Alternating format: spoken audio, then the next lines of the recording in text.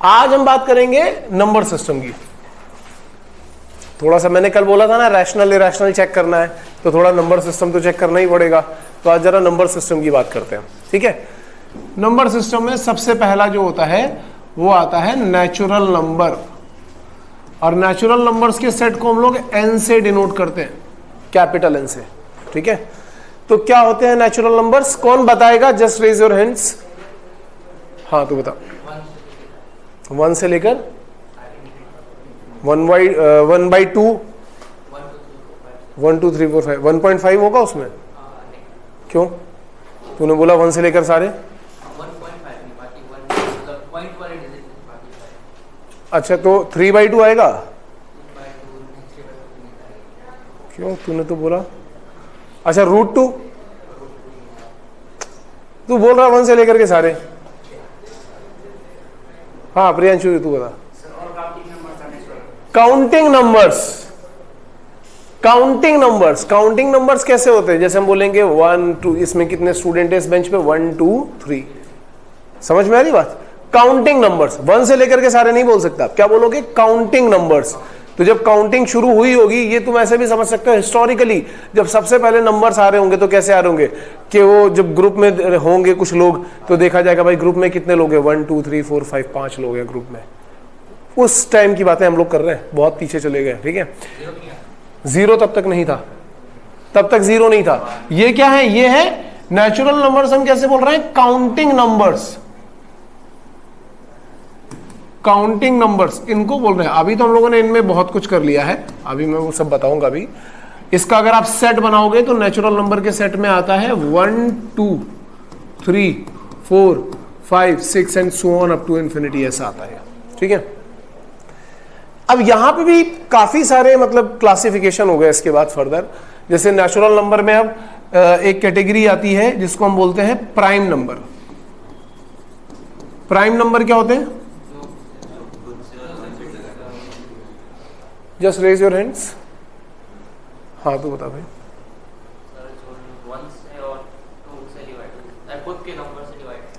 Which have only 2 factors, which have only 2 factors, ये याद रखो। विच हैव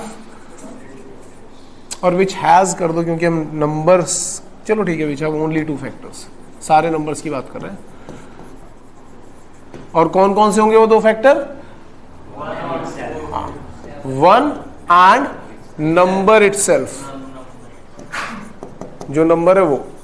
तो अगर मैं इसका सेट बनाऊंगा तो इसके सेट में, प्राइम नंबर के सेट में क्या क्या आ रहा होगा? 1 नहीं आएगा, 2 3 5 7 9 नहीं, ठीक है, समझ में आ गया।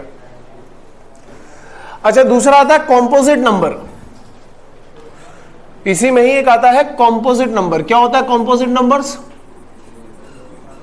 बस बस हाथ ऊपर उठा देना, मैं अपने आप पूछ लूंगा। कॉम्पोजिट नंबर्स क्या होता है? कौन बताने वाला है? ये बताएगा अंकित। More than 2 factors.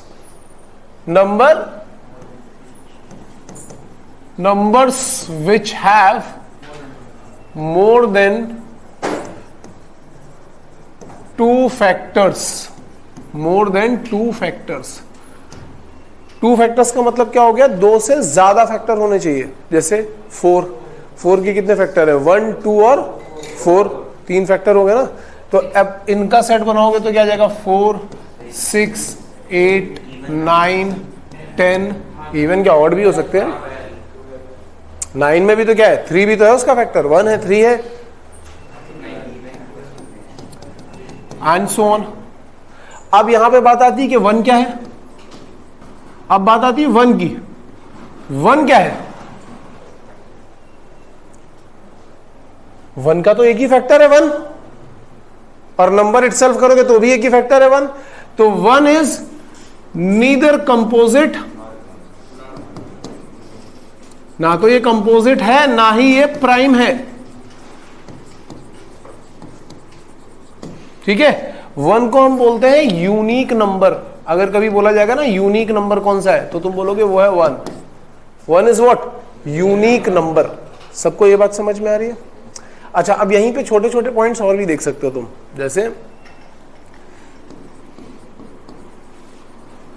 2 is the only even prime number. बाकी सारे के सारे प्राइम नंबर कैसे होते हैं? ऑड होते हैं। 2 अकेला एक ऐसा है जो इवन प्राइम नंबर। कभी भी आपसे इवन प्राइम की बात करी जाए तो आप समझ लो कि आपसे 2 की बात करी जा रही है, ठीक है।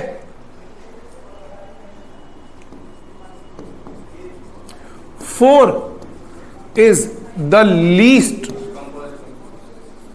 Composite number. सबसे छोटा कॉम्पोजिट नंबर कौन सा हो गया? 4। यहां तक समझ में आ रहा है? कोई डाउट है यहां तक? अच्छा, अब इसके बाद एक चीज और आती है जिसको हम बोलते हैं रिलेटिवली प्राइम। रिलेटिवली प्राइम और को प्राइम नंबर्स। रिलेटिवली प्राइम और को प्राइम नंबर्स क्या होते हैं? ये किसी को पता है? प्राइम नंबर के अलावा? नहीं, ऐसा नहीं। रिलेटिवली प्राइम या फिर को प्राइम नंबर, किसी को भी आइडिया है? किसी को भी? नहीं। 2 साथ में प्राइम नंबर्स को प्राइम हो सकते हैं, लेकिन फिर भी मतलब डेफिनेशन क्या है, मैं ये पूछ रहा हूं। नहीं, अगर ऐसे करोगे तब तो देखो, एक प्राइम है 5 और एक प्राइम है 11 या 7, तो उनके तो जस्ट आगे वाला नंबर तो नहीं, उनका HCF 1 होना चाहिए। 2 नेचुरल, ध्यान से सुनना मैं क्या बोल रहा हूं, 2 नेचुरल नंबर्स। अब ये नेचुरल नंबर्स में मैं ये नहीं बोल रहा हूं कि ये प्राइम है या कंपोजिट है, मैं बोल रहा हूं ये नेचुरल नंबर है। 2 natural numbers are said to be coprime if there HCF is 1। HCF पता है क्या होता है? हाईएस्ट कॉमन फैक्टर, मतलब सबसे बड़ा कॉमन फैक्टर, उन दोनों के बीच में जो सबसे बड़ा कॉमन फैक्टर आएगा। तो हम क्या बात कर रहे हैं कि 2 ऐसे नेचुरल नंबर जिनके बीच में एक्चुअली देखा जाए अगर 1 कॉमन फैक्टर हम बोल रहे हैं, HCF 1 है, इसका मतलब कुछ कॉमन है नहीं, कुछ भी कॉमन नहीं है। 1 तो मतलब सब में ही कॉमन होता है ना, ऐसा हो जाता है। तो 2 ऐसे नंबर जिनमें कोई भी कॉमन फैक्टर नहीं, केवल 1 एक कॉमन फैक्टर है, जिनका HCF 1 है, ऐसे नंबर्स को हम क्या बोलते हैं? रिलेटिवली प्राइम या फिर को प्राइम। जैसे एग्जांपल देखते हैं यहां पे। अब देखना, 2 और 3 के बीच में कुछ कॉमन दिख रहा है क्या? 2 को आप 2 into 1 बोल सकते हो, 3 को आप 3 into 1 बोल सकते हो। और ध्यान से देखोगे तो दोनों ही प्राइम नंबर है, दोनों का HCF क्या आ रहा है? 1 आ रहा है। 4 और 9, 4 कॉम्पोजिट है, कॉम्पोजिट है ना 4, 9 भी कॉम्पोजिट है, लेकिन क्या इन दोनों के बीच में कुछ कॉमन आ रहा है? कुछ भी कॉमन नहीं है। तो ये भी कैसे हुए? को प्राइम। समझना इस बात को, 2 प्राइम नंबर भी को प्राइम हो सकते हैं, 2 कॉम्पोजिट नंबर भी को प्राइम हो सकते हैं। अच्छा, मैं ऐसे लिख देता हूं, 4 and 11 एक कंपोजिट है और एक प्राइम है, लेकिन दोनों के बीच में कोई कॉमन फैक्टर है? नहीं है। कोई कॉमन फैक्टर है? नहीं है। अच्छा, अगर मैं ऐसे लिखता कि 4 and 6, तो इनके बीच में कॉमन फैक्टर आ रहा है ना 2, तो हम क्या बोलेंगे कि ये नहीं है, ये को प्राइम नहीं है। लेकिन उधर मैंने जितने भी लिखे हैं वो कैसे हैं? उसमें देखो 2 प्राइम नंबर का भी सेट है, 2 कॉम्पोजिट का भी है, एक प्राइम एक कॉम्पोजिट का भी है, ठीक है। अच्छा, अगर मैं ऐसे लिख देता 5,10, क्या ये है?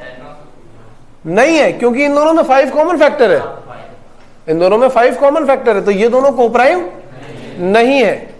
जबकि इनमें से एक प्राइम था, ध्यान से देखो, एक प्राइम था और एक कॉम्पोजिट था, लेकिन दोनों में कुछ कॉमन फैक्टर आ रहा है, 5 कॉमन आ रहा है ना दोनों में, तो इसके लिए हम क्या बोलेंगे कि ये को प्राइम नहीं है। कुछ भी कॉमन नहीं आना चाहिए।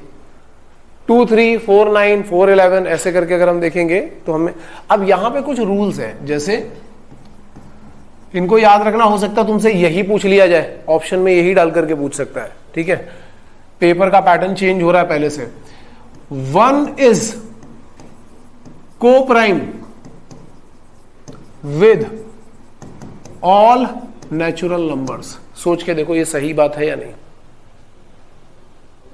1 का किसी के भी साथ में पेयर बनाओ, 1 2 1 3 1 4 1 5 1 6 1 7 कुछ भी बनाओ, और देखो कि हाईएस्ट कॉमन फैक्टर क्या आने वाला है, 1 ही आने वाला है। तो 1 तो सबके साथ ही को प्राइम हो गया ना, हुआ या नहीं। अच्छा,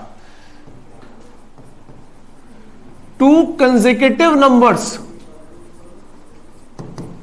consecutive numbers are always co-prime।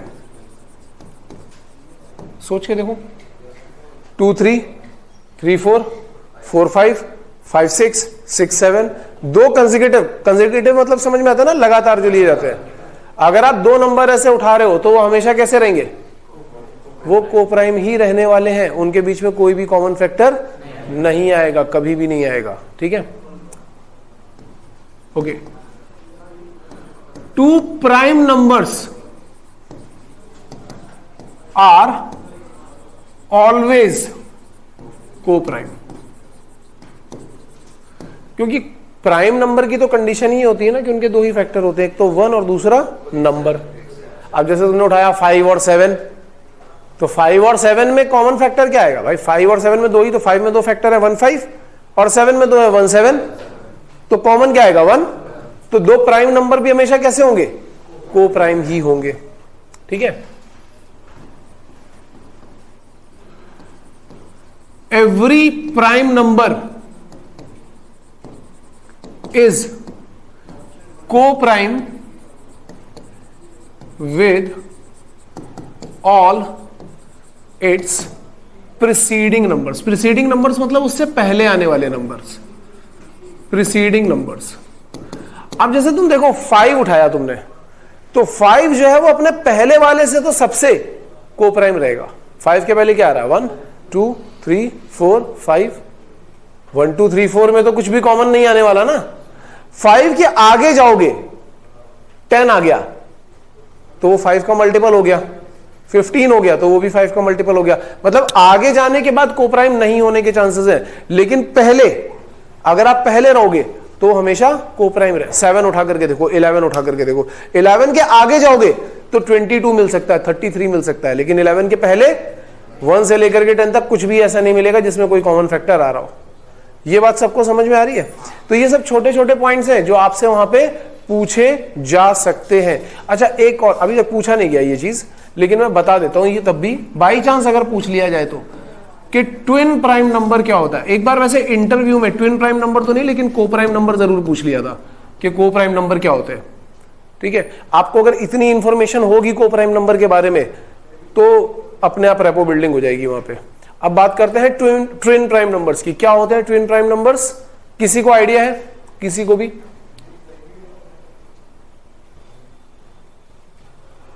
नहीं,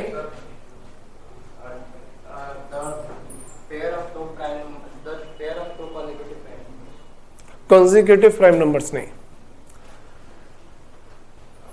पेयर ऑफ 2 प्राइम नंबर्स जिनका डिफरेंस होगा 2, जिनका डिफरेंस होगा 2। Pair of 2 prime numbers having difference 2।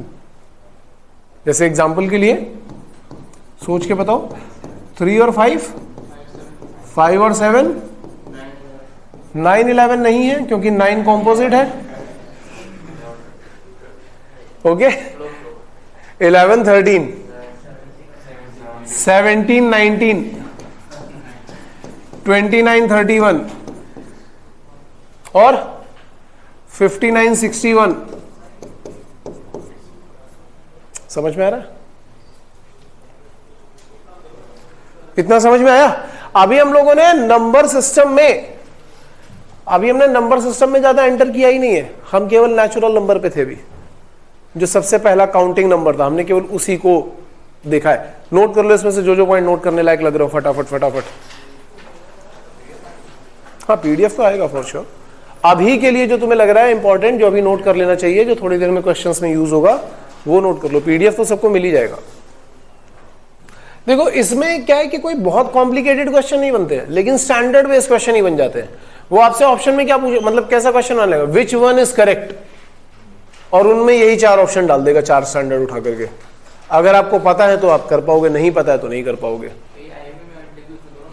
हाँ बिल्कुल, ये आईएमयू में आ सकता है, स्पॉन्सरशिप में आ सकता है, और इंटरव्यू में भी आ सकता है। और एंग्लो ईस्टर्न की तो स्टोरी सबको अभी तक पता चली, क्योंकि नहीं पता चली है। नहीं पता तो मैं बता देता हूँ, एंग्लो ईस्टर्न ने अपने सारे पेपर चेंज कर दिए इस बार।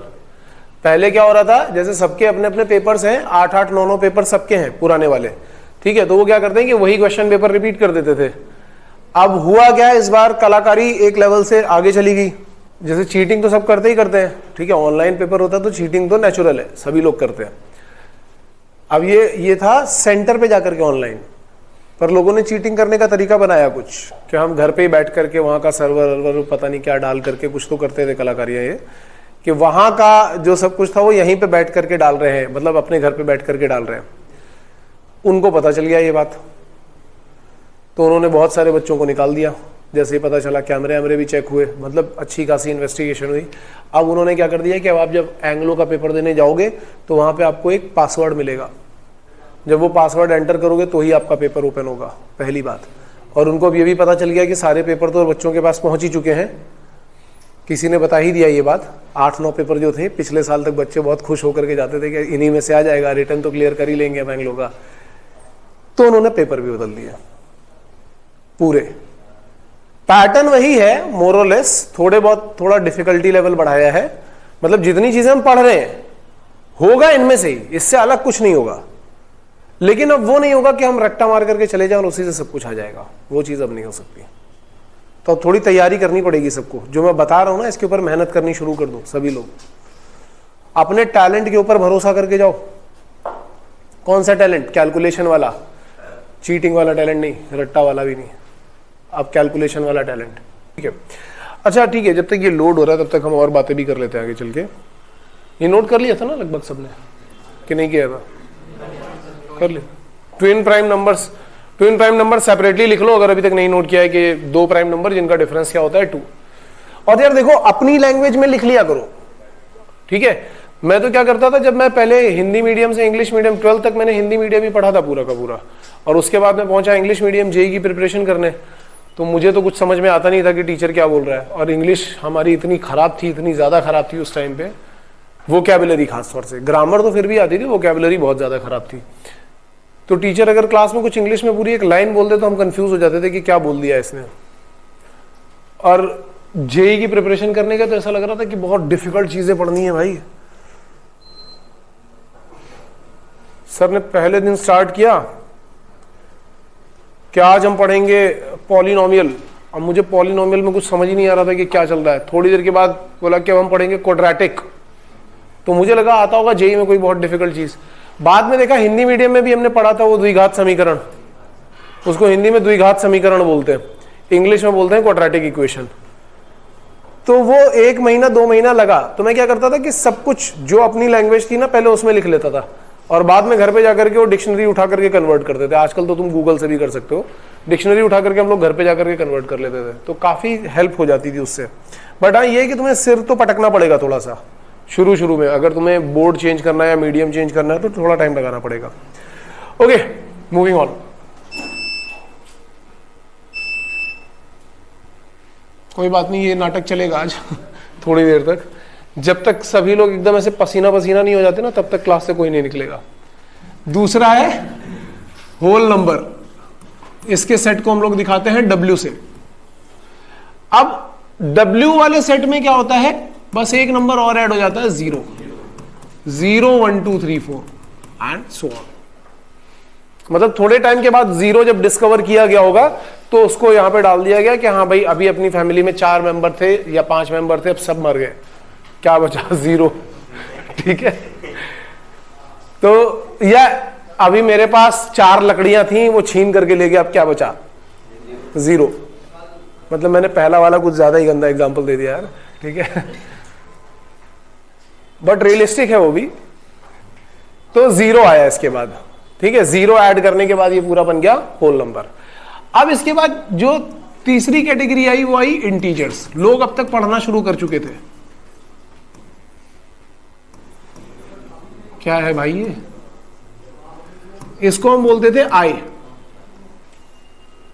कहीं कहीं पे कैपिटल जेड भी नोट करते हैं, आई या फिर कैपिटल जेड, ठीक है। अब वो भी डाल देता हूं, कैपिटल जेड, स्मॉल जेड नहीं, कैपिटल जेड। अब यहां पे क्या था, इक्वेशन बनने लगी थी। इक्वेशन बनने के बाद में क्या हुआ कि नेगेटिव नंबर हमें इंट्रोड्यूस करने पड़े। तो जब हमने इंटीजर्स बनाए तो इंटीजर्स में क्या आया, इंटीजर्स में पॉजिटिव नंबर तो थे ही, -1, -2, -3 ये सब भी आने लगे। मतलब हम माइनस इंफिनिटी से शुरू करके, और वही काउंटिंग नंबर जो हमें आगे के दिख रहे थे अब हमने वो माइनस के भी करने शुरू कर दिए, क्योंकि यहां पे लोगों ने उधार लेना शुरू कर दिया था, ठीक है, तो पैसे नेगेटिव में आने लगे थे उनके पास, तो यहां पे ये वाली मैथमेटिक्स आ गई। अब इसमें ही इंटीजर्स में ही आप देख सकते हो, एक जब हम बात करते हैं पॉजिटिव इंटीजर्स की, इसको हम बोलते हैं आई प्लस, पॉजिटिव इंटीजर्स। तो पॉजिटिव इंटीजर्स में वो नंबर होते हैं जो पॉजिटिव होते हैं, यानी कि 1, 2, 3, 4, 5 एंड सो ऑन, ठीक है। दूसरा क्या होता है, नेगेटिव इंटीजर्स। नेगेटिव इंटीजर्स में क्या आते हैं, इसको हम आई माइनस से डिनोट करते हैं। इसमें क्या आता है, इसमें आता है -1, -2, -3, -4 एंड सो ऑन। वैसे देखा जाए तो ये नेचुरल नंबर्स भी है, ठीक है। अब बात आती है जीरो की। जीरो क्या है, जीरो ना तो पॉजिटिव है और ना ही नेगेटिव है, ये याद रखना। Zero is neither positive nor negative, ना पॉजिटिव है ना नेगेटिव है जीरो, ठीक है। अच्छा, अगर अभी कई बार क्या होता है ना, आंसर सेट में लिखा होता है non negative, non negative integers. Non negative का इंटीजर्स का मतलब क्या हो गया, जो कि नेगेटिव नहीं है, तो ऑफ कोर्स वो क्या होंगे, पॉजिटिव, ठीक है। नहीं, ठीक है, यहां पे जीरो भी इंक्लूड होगा, क्योंकि जीरो भी तो नेगेटिव नहीं है। देखो पॉजिटिव इंटीजर्स में क्या आता है, 1, 2, 3, 4, लेकिन जब आप बोल देते हो नॉन नेगेटिव, तो नॉन नेगेटिव में क्या होता है, जीरो भी इंक्लूड हो जाता है। याद रखना, इन दोनों में डिफरेंस है। पॉजिटिव इंटीजर क्या होते हैं, 1, 2, 3, 4, नॉन नेगेटिव क्या होते हैं, 0, 1, 2, 3, 4, ठीक है। अगर वो बोलेगा non positive integers, non positive integers, तो आप क्या बोलोगे, 0, -1, -2, -3 एंड सो ऑन, क्योंकि जीरो तो दोनों में ही आ सकता है ना तो पॉजिटिव है ना नेगेटिव है। अगर आप नेगेटिव बोलते तो -1, -2, -3 आता, लेकिन हमने क्या बोला, नॉन पॉजिटिव। नॉन पॉजिटिव मतलब जो पॉजिटिव नहीं है, तो जीरो भी पॉजिटिव नहीं है। ये बात समझ में आ रही है। अच्छा, इसी में हम क्या बोल सकते हैं, इवन इंटीजर्स। एक कैटेगरी ये भी है, मतलब डिवाइड करने का एक तरीका ये भी है। इवन इंटीजर्स क्या होते हैं, विच आर डिविजिबल बाय 2। जनरली हम इसको 2k या 2 लैम्डा के फॉर्म में दिखा देते हैं, ठीक है। और अगर आप इसका सेट बनाओगे इवन इंटीजर्स का, तो क्या आएगा, 0, +-2, +-4, +-6, ये सारे जो 2 से डिविजिबल है, ठीक है। अगर मैं बोलूंगा ऑड इंटीजर्स, ऑड इंटीजर्स क्या होंगे, which are not divisible by 2, which are not divisible by 2। जनरली इसको 2k + 1 या 2k - 1 के फॉर्म में लिखा जाता है। 2k + 1 लिख सकते हो, 2k - 1 भी लिख सकते हो। ये कैसे होंगे, k का वैल्यू डालते जाओ, अपने आप आपको मिलता जाएगा। तो इसमें क्या क्या मिल रहा होगा, इसमें मिलेगा +-1, +-3, +-5 एंड सो ऑन। ये सारे के सारे क्या आ गए, ये सारे ऑड इंटीजर आ गए। तो आपको ये भी पता चल गया कि इवन इंटीजर क्या है, ऑड इंटीजर क्या है, नॉन पॉजिटिव क्या है, नॉन नेगेटिव क्या है, ये सब आपको पता चल गया। Is that clear? कोई डाउट है यहां तक? अच्छा, अब मुझे एक बात बताना, कुछ और स्टैंडर्ड्स पूछ रहा हूं मैं, क्योंकि इस पे भी क्वेश्चन बन सकता है, बन भी जाता है। इवन प्लस इवन क्या आएगा? इवन। इवन, चलो इवन प्लस इवन इवन है तो इवन माइनस इवन भी क्या होगा? इवन ही होगा for sure. Even into even is also even, even into even is also even. 2 into 4 करके देखो, ठीक है ना? Even plus odd, even minus odd, even into odd, even multiply हो गया ना इवन, तो मतलब 2 तो आ ही गया है ना। जैसे 4 इंटू 3 करोगे तो 12 आ रहा है ना, तो 12 क्या है? 12 तो इवन ही है। अच्छा अब बताना, ऑड प्लस ऑड ये क्या आएगा? ऑड माइनस ऑड भी इवन। ऑड इंटू ऑड ये ऑड आएगा, ये इवन नहीं आएगा। ये बात समझ में आ रही है? तो ये छोटे छोटे पॉइंट्स और हैं जो आपसे पूछे जा सकते हैं। मतलब वही क्वेश्चन वैसे ही बनेगा और क्वेश्चन बना करके आपसे ये पूछ लेगा कि बताओ विच वन इज करेक्ट। ये सब छोटे छोटे पॉइंट्स हैं जो नंबर से रिलेटेड है, यहां से नोट करो जो भी इंपॉर्टेंट लग रहा हो फटाफट। नाउ अब हम आते हैं, कितने हो गए थे यार अपने पास? 2 3 हो गए थे ना गेस? चौथा रैशनल नंबर्स पे। रैशनल नंबर्स, इसको हम लोग Q से डिनोट करते हैं। रैशनल नंबर्स को क्या होते हैं? Rational numbers which can be written in the form of P upon Q, ठीक है? Which can be written in the form of P upon Q, where P and Q belongs to integer and Q is not equal to 0। ये याद रखना, P and Q belongs to integer and Q is not 0। कोई भी number जो इस form में रखा जा सके, P अपॉन Q के फॉर्म में रखा जा सके, उसको हम क्या बोलते हैं कि वो क्या है? रैशनल नंबर है। जैसे एग्जांपल के लिए अगर मैं बोलूंगा कि क्या 1/2 एक रैशनल नंबर है? P अपॉन Q के फॉर्म में है। अच्छा -2/3 क्या ये रैशनल नंबर है? बिल्कुल है, क्योंकि आप इसको -2/3 कर सकते हो या 2/-3 कर सकते हो। अगेन P अपॉन Q के फॉर्म में तो आ ही गया। अच्छा मुझे ये बताओ, अगर मैं लिखूंगा कि 2 है, क्योंकि इसको आप लिख सकते हो 2/1। अच्छा बताओ 0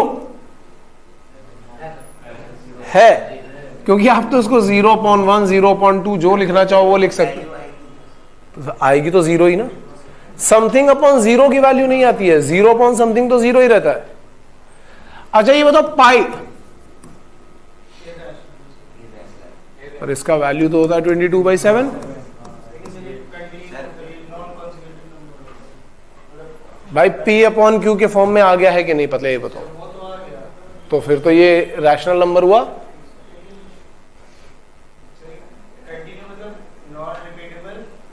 वो हम तो डेसिमल के फॉर्म में जा ही नहीं रहे, मैं तो सीधे सीधे बोल रहा हूं कि 22/7 आ रहा है। ये इरेशनल ही होता है, इसका वैल्यू 22/7 नहीं होता। ये जो वैल्यू हम लिखते हैं ना, ये इसकी अप्रोक्सीमेट वैल्यू, अप्रोक्सीमेट को ऐसे दिखाते हैं, अप्रोक्सीमेट वैल्यू। ये 22/7 इसकी अप्रोक्सीमेट वैल्यू होती है। ये अगर 22/7 लिखा होगा, यस ये रैशनल है, लेकिन ये रैशनल नहीं है। क्यों नहीं है? क्योंकि डेसिमल के बाद 2-3 डिजिट जो आती है ना, वो इसकी और इसकी मैच करती है, इसलिए हम इसको 22/7 ले लेते हैं कैलकुलेशंस को सिंप्लीफाई करने के लिए। लेकिन पाई का वैल्यू याद रखना 22/7 नहीं होता, तो ये इरेशनल नंबर है। ये बात समझ में आ रही है? अब जैसे ये बात कर रहा था डेसिमल वालों की, तो डेसिमल वाले numbers, decimal numbers which are either terminating, terminating का मतलब क्या हो गया कि एक टाइम के बाद खत्म हो जाएंगे, और non terminating but recurring, terminate नहीं हो रहे मतलब खत्म नहीं हो रहे लेकिन रिकर कर रहे हैं, बट रिकरिंग आर रैशनल।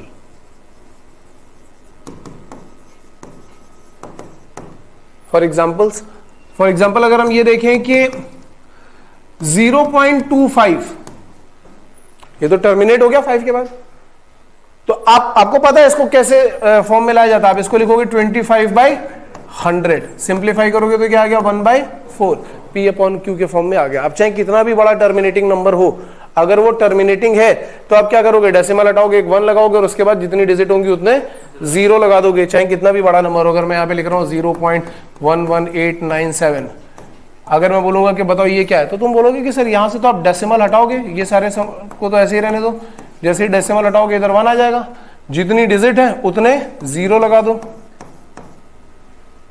खत्म। अब ये आ गया P/Q के फॉर्म में, तो ये क्या है, ये रैशनल नंबर है।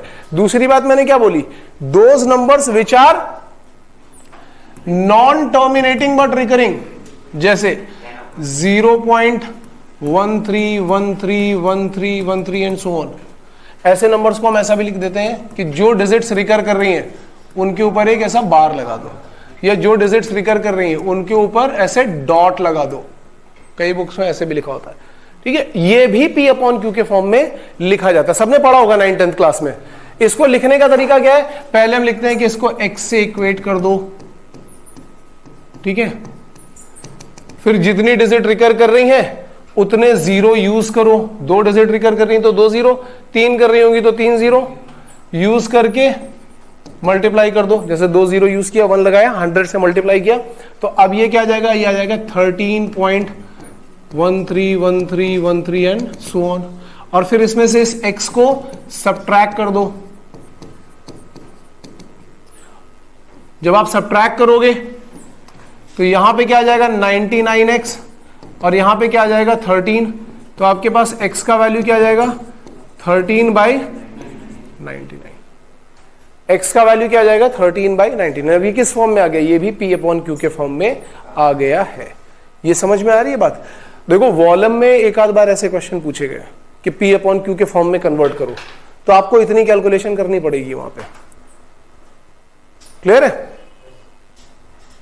और ये सब 9th-10th का ही है पार्ट, कोई बहुत ऐसा नहीं कि हम बहुत बड़ी कॉम्प्लिकेशन पढ़ रहे हो, सबको समझ में आ रहा होगा मेरे ख्याल से। इसको फटाफट नोट करो।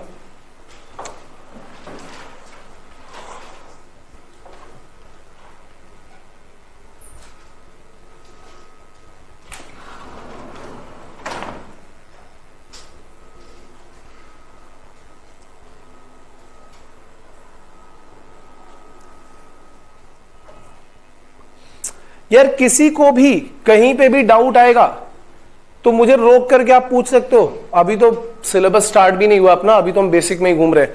इवन जब सिलेबस स्टार्ट हो भी जाएगा तब भी आपको डाउट आ रहा है, आप 2 बार 3 बार 5 बार 10 बार 15 बार पूछो, ठीक है, जब तक क्लियर नहीं हो जाता। लेकिन अगर ऐसा हुआ कि मैंने घूमते हुए किसी को पकड़ लिया, जैसे आज कुलदीप सर ने पकड़ लिया था 2-3 लोगों को कि ये हो गया है, हाँ हो गया है, पीछे देखा नहीं आया ही नहीं, समझ ही नहीं आया, ये नहीं चाहिए मेरे को। नहीं समझ में आ रहा ना, उसी मोमेंट पे पूछ लो कि सर समझ नहीं आ रहा, फिर से बता दो एक बार, मैं अलग अलग मेथड से बता दूंगा।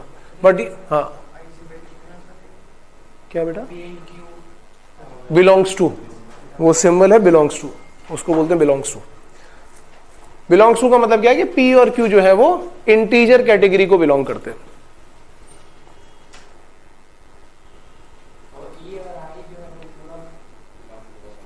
ये ई जैसा जो बना हुआ है ना, आई तो इंटीजर हो गया ना, आई स्टैंड्स फॉर इंटीजर्स।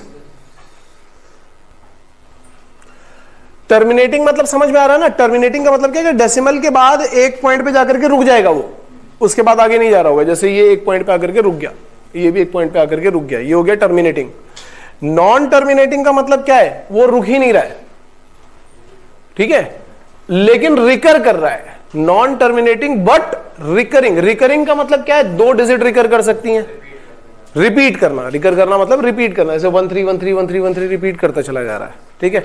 हो सकता है यहां होता 134 134 134 या 1345, 4 डिजिट रिकर कर रही हूं, कितनी भी रिकर कर रही हूं, लेकिन रिकर करनी चाहिए और खत्म नहीं होना चाहिए।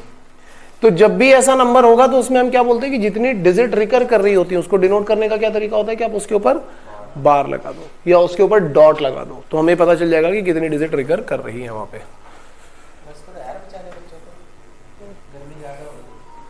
सर बस 5 मिनट में छोड़ दूंगा। समझ में आया ये बात, समझ में? अब जैसे सपोज करो मैं तुम्हें, चलो अच्छा एक नंबर कन्वर्ट करके बता रहा हूं मुझे, ठीक है, 1.9 बार। 1.9 बार का मतलब क्या हो गया, 1.99999। तो अब यहां पे समझना, जितनी डिजिट रिकर करती है उतने 0 यूज करो, 1 लगाओ। जैसे 2 डिजिट रिकर कर रही तो 100 से करो, 3 कर रही होगी तो 1000, 4 कर रही होगी तो 10,000, ऐसे करके करना है, ठीक है। और जब आप ये करोगे और x सब्ट्रैक्ट करोगे तो देखना डेसिमल के बाद का पूरा नंबर, या कभी कभी पूरा नहीं, थोड़ा बहुत नंबर बचा करके बाकी सब कैंसिल आउट हो जाता है। और जब सब कैंसिल आउट हो जाएगा तो आप उसको अपने आप P/Q के फॉर्म में ले आओगे। तो P/Q के फॉर्म में ले आया तो ये क्या बन गया, ये बन गया रैशनल नंबर। समझ में आया? अब इसको करके बताओ जरा जल्दी से।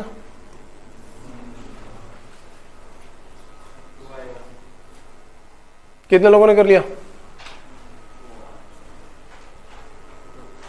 लक्ष्य। देखो क्रिकेट वालों के नाम तुरंत याद हो जाते हैं, जो क्रिकेट खेलने जाएगा उसका नाम तुरंत याद हो जाएगा। क्यों? क्योंकि टीम बनाई होती है ना उसमें।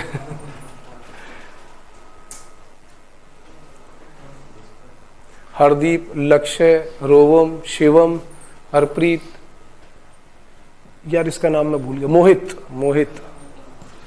मोहित, प्रियांशु, शुभम, तेरा नाम याद है मुझे, अमन। तेरे चर्चे एकदम फैल गए पूरे हॉस्टल में, हर कोई आकर के मुझे पूछ रहा है कि सर इसके पास इतने सवाल हैं, इसके खत्म ही नहीं हो रहे, दोबारा फिर से जन्म ले लेते वो सवाल मरने के बाद। तेरा चर्चा खत्म नहीं हो रहा। इसका आंसर 2 आएगा। कितने लोगों से आ गया है? गुड। यहां पे आप क्या करोगे, आप बोलोगे x लिखोगे 1.9999 एंड सो ऑन। एक ही डिजिट रिपीट कर रही है तो आप बोलोगे 1 0 यूज करो, तो 10x क्या जाएगा, जब इसमें 10 से मल्टीप्लाई करोगे तो आएगा 19.9999 एंड सो ऑन। अब जब ये x इससे सब्ट्रैक्ट करोगे तो यहां पे क्या होगा, 1.9999 एंड सो ऑन। तो जब हम इसको सब्ट्रैक्ट करते हैं तो यहां आता है 9x और यहां आता है 18, तो x का वैल्यू क्या आ जाता है 18/9, तो ये वैल्यू होती है 2। ये देखने में भले ही आपको डेसिमल नंबर लग रहा है लेकिन ये एक इंटीजर है। एक बार ये क्वेश्चन पूछ लिया गया था कि 1.9 bar is what, fraction, integer, ऐसे करके पूछ लिया था। ये याद रखना, ये क्या है, ये इंटीजर है, ये इंटीजर है। क्यों इंटीजर है आपको समझ में आ गया होगा कि ये इस वजह से इंटीजर है। ये बात समझ में आ रही है? सभी लोगों को समझ में आ रही है? पक्का? चलो ठीक है, आज के लिए इतना ही रख रहे हैं यार, कल हम आगे कंटिन्यू करेंगे।